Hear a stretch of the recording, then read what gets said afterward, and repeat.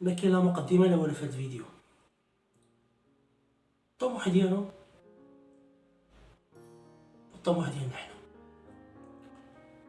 طموحنا حنا كشباب كدراري كشعب بقاو بلايصنا منتحركوش.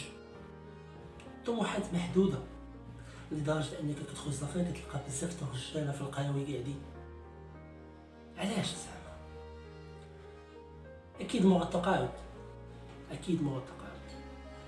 يعني ملي كانوا خدامين كان الطموح ديالهم محدود، كانوا كيمشيو للقهوه ملي كانوا خدامين. الطموح ديالهم لا، الطموح ديالهم الطموح اللي عندهم اللي هي اوروبا، في امريكا الجنوبيه. كتلقى رواج، كتلقى الناس كتحرك. يعني ملي كتهز عينيك في نيويورك امريكا ولا في اوروبا ولا في انجلترا لندن، كتلقى الناس كتحرك، ناس صف ديال الناس غاديين في الطريق، شي غادي جاي، الحديد ما كيوقفش. يعني الناس خدامه، الناس كتخدم على راسها. ندوزو الكره شويه باش نوضح لكم مزيان. في الكره اللاعب المغربي في البطوله المغربيه الطموح ديالو هو يدير قهوه في راس الدرب ويبان على صحابو غتزيد. انا وقف طموحي شويه فلوس، قهوه، الشيشه، شي كاين.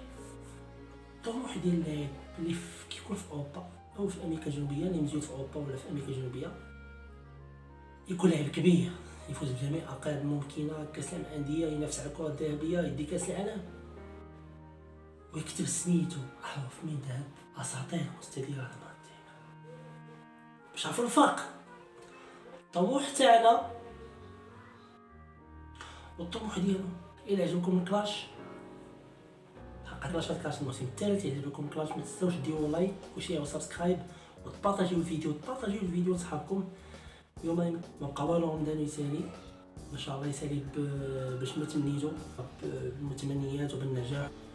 وانا تما كنقول لكم تبارك الله عليكم. واش تعليق يكون زوين. رمضان مبارك سعيد عليكم وصحه فطوركم، ويا ربي تقبل صيامكم. طلع